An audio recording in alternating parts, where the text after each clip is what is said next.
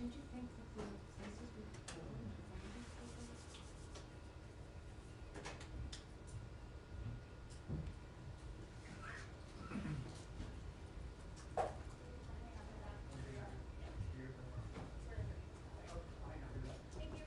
That's great.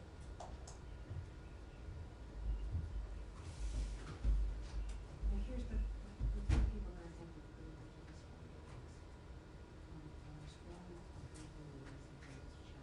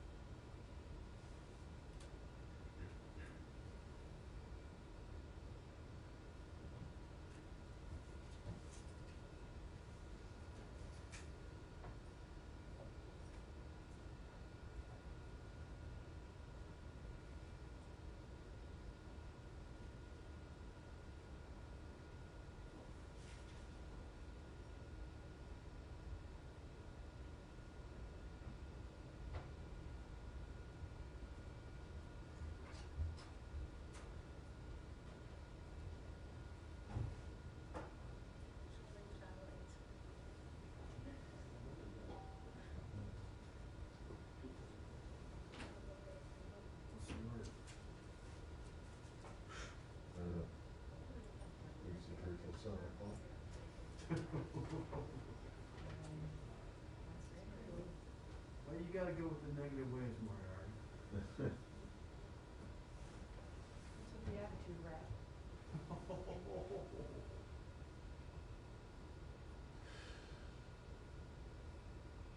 I knew shortly was too good.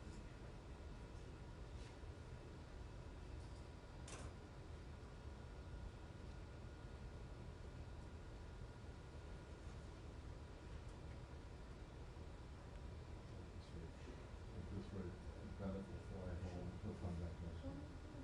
Zelensky won't even bother to come. We'll do it just like that.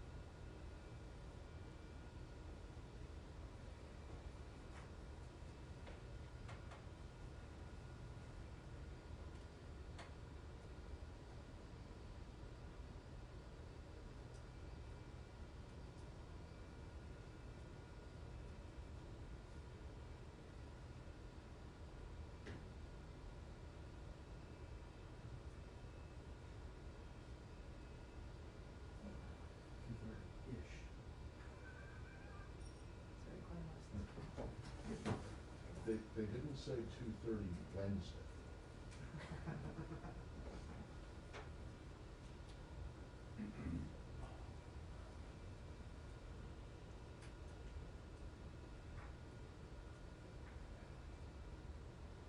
He's on. Thank you. Thank you.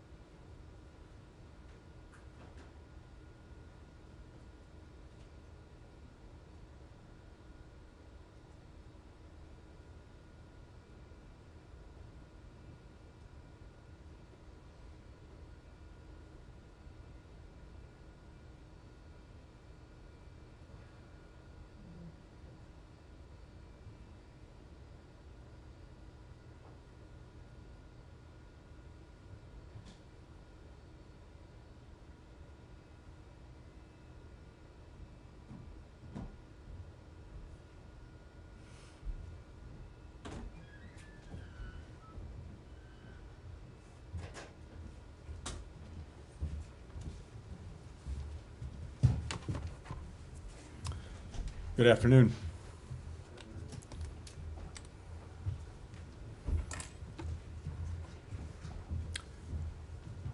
I'd like to give you all an update on the situation in Afghanistan and our ongoing efforts there, particularly as they relate to U.S. citizens. And then I'm very happy to take your questions. Let me begin with my profound appreciation for our diplomats and service members who are working around the clock at the airport in Kabul and at a growing number of transit sites to facilitate the evacuation of Americans, their families, citizens of allied and partner nations, Afghans who have partnered with us over the last 20 years, and other Afghans at risk. They're undertaking this mission under extremely difficult circumstances, with incredible courage, skill, and humanity. Since August 14th, more than 82,300 people have been safely flown out of Kabul. In the 24-hour period from Tuesday to Wednesday, approximately 19,000 people were evacuated on 90 U.S. military and coalition flights. Only the United States could organize and execute a mission of this scale and this complexity. As the President's made clear, our first priority is the evacuation of American citizens. Since August 14th, we've evacuated at least 4,500 U.S. citizens, and likely more. More than 500 of those Americans were evacuated in just the last day alone. Now, many of you have asked how many U.S. citizens remain in Afghanistan who want to leave the country. Based on our analysis, starting on August 14, when our evacuation operations began, there was then a population of as many as 6,000 American citizens in Afghanistan who wanted to leave. Over the last 10 days, roughly 4,500 of these Americans have been safely evacuated, along with immediate family members. Over the past 24 hours, we've been in direct contact with approximately 500 additional Americans and provided specific instructions on how to get to the airport safely. We'll update you regularly on our progress in getting these 500 American citizens out of Afghanistan.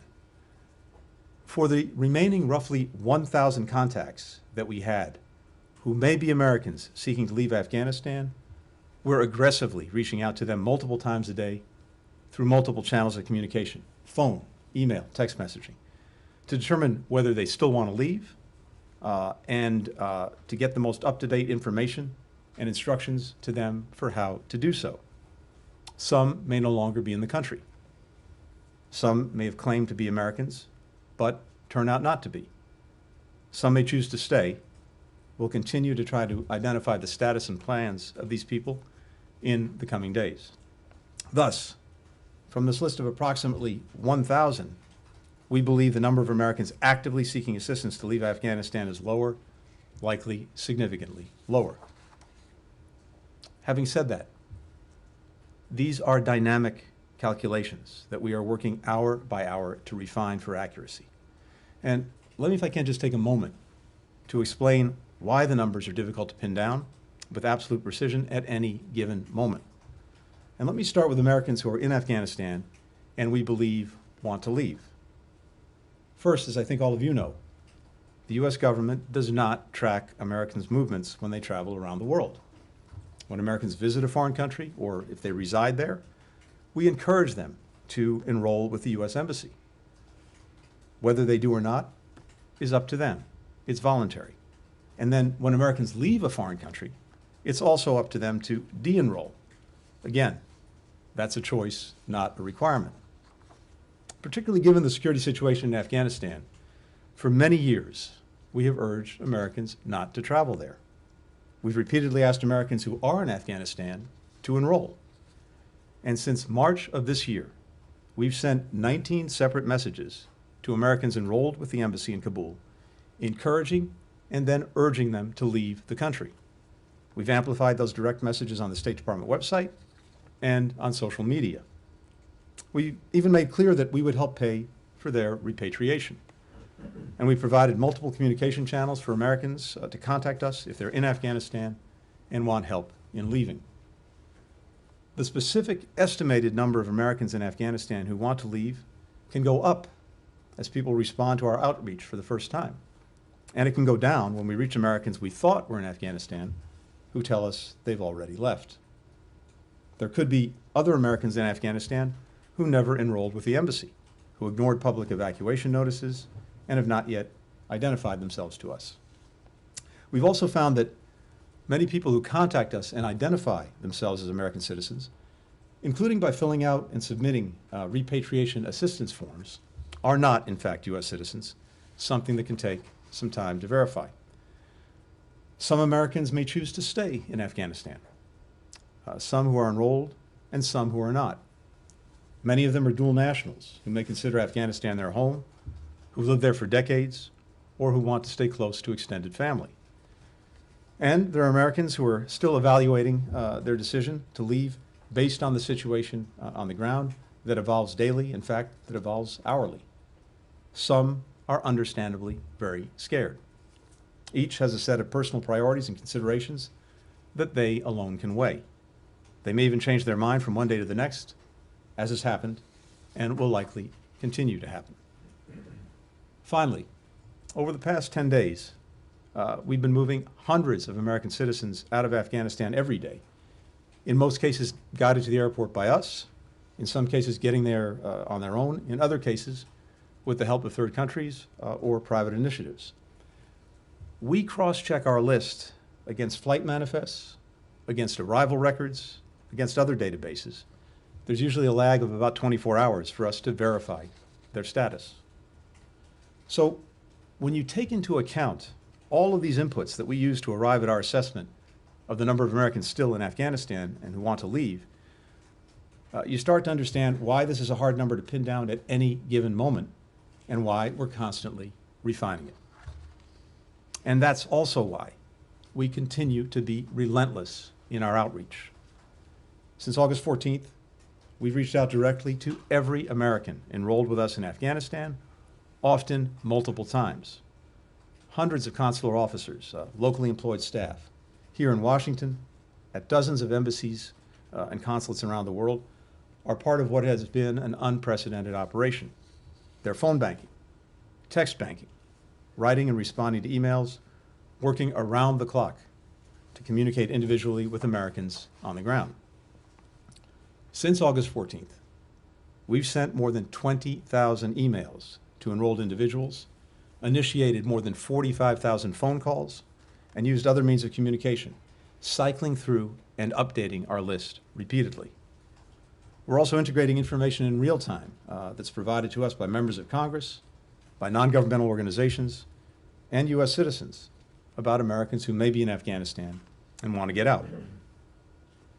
These contacts are how we determine the whereabouts of Americans who may be in Afghanistan, whether they want to leave, whether they need help, and then to give them specific, tailored instructions on how to leave with real-time emergency contact numbers to use should they need it. Now, let me turn to the number of Americans who've been evacuated. As I said, we believe we've evacuated more than 4,500 U.S. passport holders, as well as their families. That number is also a dynamic one. That's because in this critical stretch, we're focused on getting Americans and their families onto planes out of Afghanistan as quickly as possible, and then processing the total numbers when they're safely out of the country. We also verify our numbers to make sure that we aren't inadvertently undercounting or double counting. So I wanted to lay all that out because I know it is a fundamental question that so many of you have had, and it really merits going through the information, the explanation, so you see how we arrive at it. While evacuating Americans is our top priority, we're also committed to getting out as many Afghans at risk as we can before the 31st. That starts with our locally employed staff, the folks who've been working side by side in our embassy with our diplomatic team. And it includes special immigrant visa program participants and also other Afghans at risk. It's hard to overstate the complexity and the danger of this effort. We're operating in a hostile environment in a city and country now controlled by the Taliban, with the very real possibility of an ISIS-K attack. We're taking every precaution, but this is very high risk. As the President said yesterday, we're on track to complete our mission by August 31st, provided the Taliban continue to cooperate and there are no disruptions to this effort. The President has also asked for contingency plans in case he determines that we must remain in the country past that date. But let me be crystal clear about this. There is no deadline on our work to help any remaining American citizens who decide they want to leave to do so, along with the many Afghans who have stood by us over these many years and want to leave and have been unable to do so. That effort will continue every day past August 31st. The Taliban have made public and private commitments to provide and permit safe passage for Americans, for third country nationals, and Afghans at risk going forward past August 31st. The United States, our allies and partners, and more than half of the world's countries, 114 in all, issued a statement making it clear to the Taliban that they have a responsibility to hold to that commitment and provide safe passage for anyone who wishes to leave the country, not just for the duration of our evacuation and relocation mission, but for every day thereafter. And we're developing detailed plans for how we can continue to provide consular support and facilitate departures for those who wish to leave after August 31st. Our expectation, the expectation of the international community, is that people who want to leave Afghanistan after the U.S. military departs should be able to do so. Together, we will do everything we can to see that that expectation is met. Let me just close with a note on the diplomatic front. In all, more than 24 countries on 4 continents are contributing to the effort to transit, temporarily house, or resettle those who we are evacuating. That didn't just happen. It's the product of an intense diplomatic effort to secure, detail, and implement transit agreements and resettlement commitments. We are deeply grateful to those countries for their generous assistance. This is one of the largest airlifts in history, a massive military, diplomatic, security, and humanitarian undertaking. It's a testament both to U.S. leadership and to the strength of our alliances and partnerships. We'll be relying and building upon that strength moving forward as we work with our allies and partners to forge a unified diplomatic approach to Afghanistan. That was a point the President underscored in yesterday's G7 leaders meeting on Afghanistan. And it's one that I and other senior members of the State Department have made in our constant communication with allies and partners in recent days to ensure that we're aligned and united as we move forward. Not only when it comes to the immediate mission, but also on what happens after August 31st, on counterterrorism, on humanitarian assistance, on our expectations of a future Afghan government.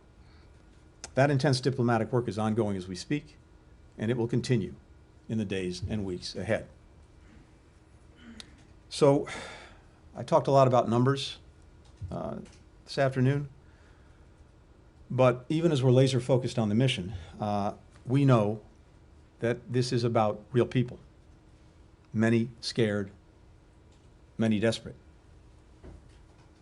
I've seen the images, I've read the stories, I've heard the voices, so much of that reported by you and your colleagues so courageously. Like many of you, I read the report of the Afghan translator whose 2-year-old daughter was trampled to death on Saturday while waiting outside the airport. I've got 2 small kids of my own.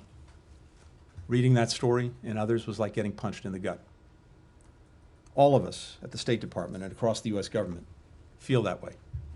We know that lives and futures, starting with our fellow citizens, including the lives of children, hang in the balance during these critical days. And that's why everyone on our team is putting everything they have into this effort.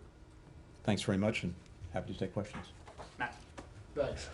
Thanks, Mr. Secretary, for coming down and doing this. On your 2 things, really briefly, I'll try to be as brief as possible. 2 things on your numbers of the American citizens. Does that include green card holders, LPRs? And if it doesn't, or it does? Okay. No, it does Oh, not. it does Let me be not. clear, it Okay. does not. Is there a way to get These the are blue number? passport holders. Okay, but have LPRs also been contacted? Yep. And what about SIV applicants, people who are eligible? We are in contact So can we with get numbers all for of the those, different even if categories. you don't? And then, Go ahead, I'm sorry, Matt.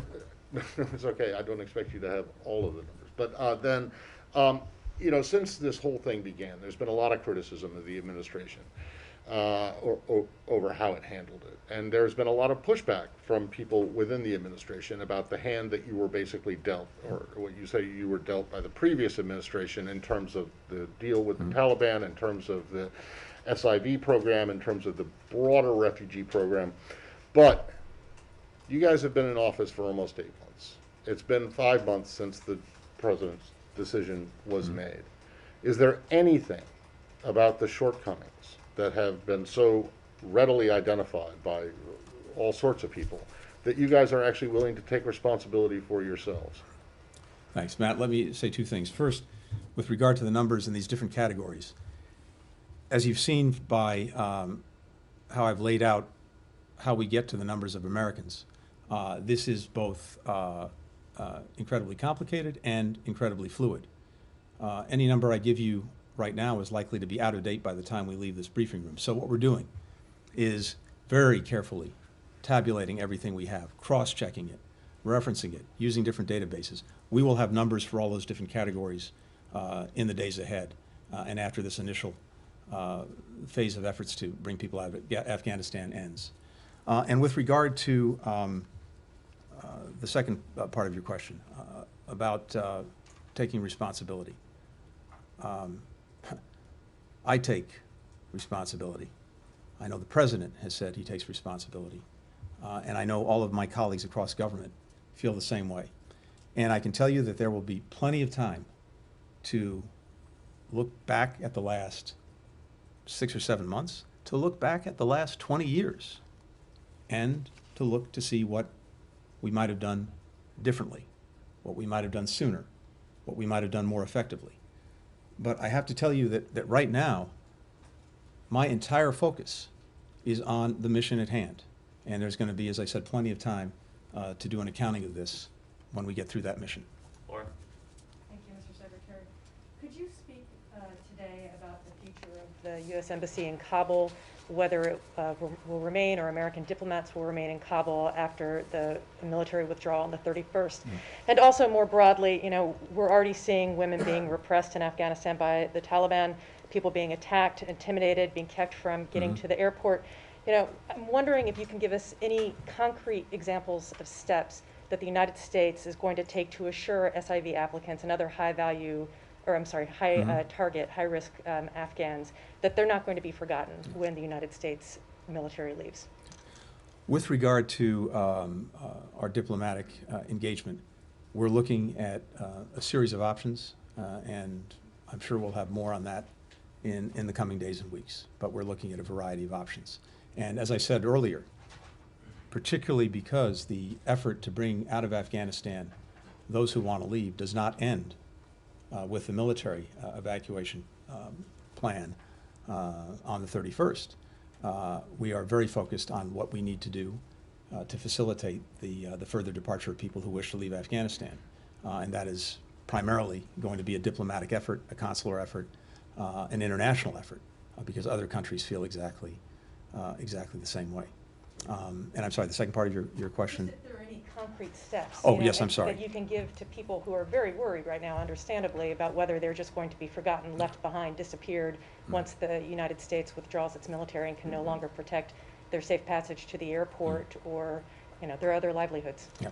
The short answer is no, they will not be forgotten. And as I said, we will use every diplomatic, economic assistance tool at our disposal, working hand in hand with the international community. First and foremost, to ensure that those who want to leave Afghanistan after the 31st are able to do so, as well as to deal with other issues that we need to be focused on, including counterterrorism and humanitarian assistance, and expectations of a future Afghan government. I mentioned a few moments ago that we got 114 countries around the world to make clear to the Taliban the international expectation that people will continue to be able to leave the country after the military evacuation effort ends. And we certainly have points of incentive and points of leverage with a future Afghan government to help make sure that that happens. But I can tell you, again, from my perspective, from the President's perspective, this effort does not end on August 31st. It will continue for as long as it takes to help get people out of Afghanistan who wish to leave. What's your level of confidence today that the Taliban will actually abide by some of these requirements and expectations that the international community has put on it? I'm not going to put a percentage on it. I can just tell you again that the Taliban has made their own commitments. They've made them publicly. They've made them privately. And again, I think they have a very strong self-interest in acting with a modicum of responsibility going forward. But they will make their own determinations. Andrew. Mr. Secretary, thank you. But the Taliban right now, focusing on the mission right now, are not living up to their commitments. People are being stopped trying to get into the airport. I'm talking about, women, SIVs, others, Afghans, people with papers, and they're being stopped outside the airport now. There are total bottlenecks, which seem to rise to the level of what the President said were the contingencies if the Taliban is not complying, if the flow can't continue. We're loading planes, but some planes are leaving without, and some people are people who have private planes waiting for them with landing rights, but can't get into the airport, as well as beyond the SIVs, there are lawyers, there are judges, women lawyers, judges, educators. We've told them for 20 years, you can live up to your potential. And now they feel abandoned. And I'd finally like to ask you about the local hires. We evacuated our embassy, and there have been cables back that I know you must be familiar with, or your teams are, of people who feel completely betrayed. And these are thousands of people that we rely on in embassies around the world. The message is going forward that we will not be loyal. They were not told about the evacuation. They were not put on those choppers with our American staff. And they were forced, many of them, to find their own way through the Taliban checkpoints and then get turned away at the airport. And some even got turned away once they were inside. So, what is the message to people working for the U.S. government? Veterans groups are angry about the SIVs, and then there are all the millions of Afghan women who have told their daughters and been raised under this promise of a future which the Taliban are already, according to Ambassador Verveer today, are denying. There are horrifying examples from provinces and from inside Kabul of people being targeted door to door, people in safe houses being sought out. And all this promise of you will be safe, the Taliban spokesman said, stay in your homes because we haven't told all of our people how to treat women, how to respect women. They also say you can go to school, you can work as long as you comply with Sharia law, which under their interpretation is the most extreme example of the Islamic code that is seen anywhere in the world. Andrew, a few things. First, of the 82,000 plus people who have so far been evacuated, about 45–46% have been women and children. And we've been intensely focused, particularly on making sure that we can get women at risk out of harm's way. Second, with regard to women and other Afghans at risk going forward, I will use every diplomatic, economic, political, and assistance tool at my disposal, working closely with allies and partners who feel very much the same way, to do everything possible to uphold their basic rights. And that's going to be a relentless focus of our actions going forward. Locally employed staff, along with American citizens, nothing is more important to me as Secretary of State than to do right by the people who have been working side by side with American diplomats in our embassy. And I can tell you, Andrea, that we are relentlessly focused on getting the locally employed staff out of Afghanistan and out of harm's way. And let me leave it at that for now. Rosalind. Mr. Secretary, thank you. I wanted to ask a more fundamental question about the Taliban. Your spokesperson indicated in recent days that de facto the Taliban are in charge in Kabul, but there is no legal recognized government by the United States at this moment. And it kind of begs the question, why does the United States even have to pay attention to what the Taliban wants? It's an SDGT. It's sanctioned by many organizations. It's already losing access to Afghan government resources because of its past and current behavior. Why should the United States even care what the Taliban wants to be done at the airport or frankly anywhere else in the country, since they are not, in the US's eyes, a legally recognized government? Mm-hmm. Thank you. Thank you.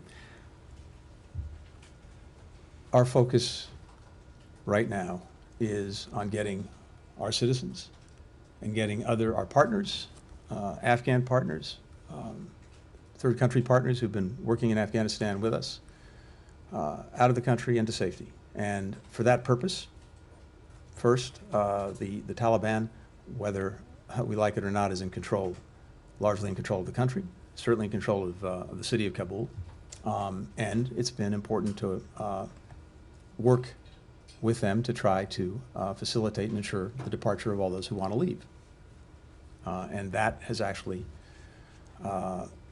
been something that we've been focused on from the beginning of this operation, because as a practical matter, it advances our interests. Second, we've been engaged with the Taliban for some time diplomatically, going back years in efforts, as you know, to try to advance a peaceful settlement of the conflict in Afghanistan. There's still talks and conversations underway, even now, between the Taliban and former members of the Afghan government, with regard, for example, to a transfer of power and some inclusivity in a future government. And I think it's in our interest, where possible, to support those efforts. Going forward, we will judge our engagement with any Taliban-led government in Afghanistan based on one simple proposition: our interests, and does it help us advance them or not. If engagement with the government can advance the enduring interests we will have in counterterrorism, the enduring interest we'll have in trying to help the Afghan people who need humanitarian assistance, and the enduring interest we have in seeing that the rights of all Afghans, especially women and girls, are upheld, then we'll do it. But fundamentally, the nature of that engagement and the nature of any relationship depends entirely on the actions and conduct of the Taliban.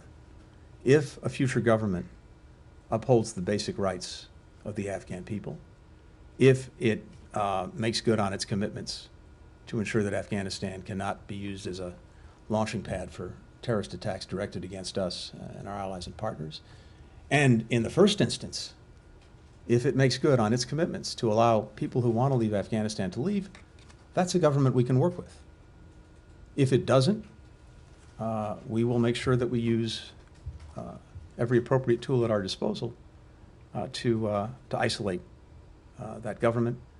And as I said before, Afghanistan will be a pariah. Francesca. Thank you, Mr. Secretary. What will happen on September 1st? Will the U.S. keep any diplomatic and/or any other kind of presence in Kabul at all? And who will run the airport? Is there any progress in the discussions with the Turks who announced the withdrawal, the military withdrawal, with the Qataris and with the Taliban on the airport? Thanks. There are very active efforts on the way, underway on the part of regional countries to see whether they can play a role in keeping the airport open once our military mission leaves, or, as necessary, reopening it if it closes for some period of time. And that's happening very actively right now. The Taliban have made clear that they have a strong interest in having a functioning airport. We and the rest of the international community certainly have a strong interest in that, primarily for the purpose of making sure that anyone who wants to leave can leave past the 31st using an airport. And so that's a very active effort that's underway as we speak. And again, with regard to our own potential presence going forward after the 31st, we're looking at a number of options. Thank you very much, Mr. Secretary. Thank you all very much.